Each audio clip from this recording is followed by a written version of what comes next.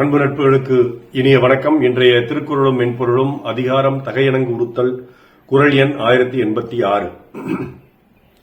கொடும் புருவம் கோடா மறைப்பின் நடுங்கையர் செய்யல மண் இவள் கண்.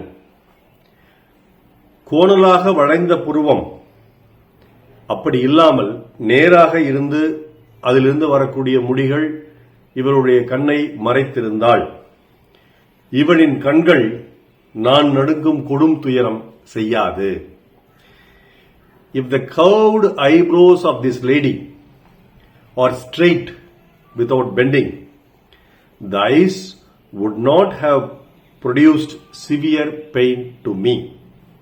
இதற்கு என்னுடைய துளிப்பா, வளையாமல் புருவம் நேராக பெண்ணிற்கு இருந்தால் நடுங்கும் துன்பம் தராமல் இருக்கும்.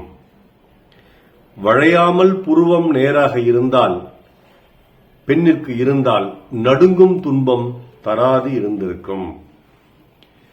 அதாவது இல்லாத ஒன்ன வள்ளுவர் கற்பனை பண்ணி பார்க்கிறார். என்ன இல்லை, புருவம் யாருக்காவது நேரா இருக்க முடியுங்களா? எல்லாருக்குமே இயற்கையின் படைப்பே, இறைவனின் படைப்பே புருவம் வளைஞ்சுதான் இருக்கணும். புருவம் ஒரு வில்லாக, பார்வை ஒரு கணையாக என்று வாலி ஒரு பாடல் எழுதியிருப்பார். அந்த மாதிரி வில் போன்று வளைந்த புருவமும் அதிலிருந்து புறப்பட்டு வரக்கூடிய பார்வை ஒரு கணையாக தாக்குவதாகவும் நமக்கு இருக்கும். யாருக்கு இருக்கும்? ஆண்களுக்கு, தலைவர்களுக்கு இருக்கும். தலைவீட்டிலிருந்து வரக்கூடிய பார்வை. இந்த மாதிரியான பார்வையை என்னால பார்க்க முடியலையே, என்ன பார்வை உந்தன் பார்வை என்னால பார்க்க முடியலையே.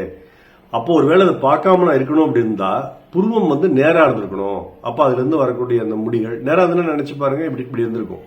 அப்ப அதுல இருந்து இன்னும் கொஞ்சம் அந்த இமை கீழே இறங்கி இருக்கும். அந்த டோசிஸ்னு நாங்க கண் மேலிமை கீழிறங்கின அந்த வியாதிக்கு பேர் சொல்லுவோம். அது ரெண்டு கண்ணிலையும் அந்த மாதிரி இறங்கியிருந்ததுன்னா அதுக்கு பேரு மயஸ்தீனியா கிரேவிஸ் என்று கூட சொல்லுவோம். அந்த மாதிரி இரண்டு கண்களிலும் டோசிஸ் போன்று மேலிமை கீழிறங்கி இவருடைய பார்வையை, ஏன்னா பாக்குறதே இப்படிதான் பார்த்தாங்க, அவருடைய பார்வையை மறைத்திருந்தால் எனக்கு இப்படி ஒரு கொடுந்துயர் நேர்ந்திருக்காது அப்படின்னு இல்லாத ஒன்றை இருக்க வேண்டும் என்று கற்பனை செய்து அந்த பார்வை அவ்வளவு கொடுமையை தனக்கு தருகிறது என்று சொல்கிறார். அதாவது ஒன்று அவனை சாகடிச்சிருது, முன்பாக சொல்லிய குரல்ல போல. அடுத்து சாகடிக்கிறது மட்டும் இல்லாம உயிரோட விட்டிருந்தா இந்த சாகும் வரை சிறை தண்டனைன்னு கொடுத்தாங்க இல்லையா, அந்த மாதிரி சாகும் வரை இவனுக்கு அந்த தண்டனையை அந்த கண்ணிலிருந்து வரக்கூடிய அந்த பார்வை கொடுத்து கொண்டே இருக்கிறது அப்படிங்கறதா வள்ளுவர் சொல்லக்கூடிய அற்புதமான பொருள். அப்ப அந்த பெண்ணுக்கு என்ன அழகு இருக்குன்னா, புருவம் நல்லா, இப்பெல்லாம் த்ரெட்டிங் எல்லாம் பண்ணி புருவத்தை இன்னும் சின்னது பண்ணிக்கிறாங்க, இன்னும் அழகு பண்ணிக்கிறாங்க, இல்லைன்னா மை கூட வச்சுக்கிறாங்க புருவம் கம்மியா இருந்தா. அந்த மாதிரி புருவத்தை மேற்கொண்டு வளைய செய்து மேற்கொண்டு மெலிதாக ஆக்கி அந்த கண்களை பெரிதாக்கி அந்த கண்களிலிருந்து வரக்கூடிய பார்வை இவனை தாக்குகிறது. அதுக்காக அந்த புருவம் அப்படி இருந்திருந்தா எவ்வளவு நல்லா இருக்கும் அப்படின்னு கமலஹாசன் ஒரு படத்துல சொல்லுவார் இல்லையா, கடவுள் இல்லைன்னு நான் சொல்ல, இருந்தா நல்லா இருக்குன்னு சொல்லுவேன் அப்படின்னு. அந்த மாதிரி இவளுக்கு புருவம் வளையாமல் நேராக இருந்திருந்தால் எவ்வளவு நல்லா இருக்குன்னு அந்த தலைவன் தலைவியை பார்த்து சொல்லக்கூடிய ஒரு அற்புதமான குறள்.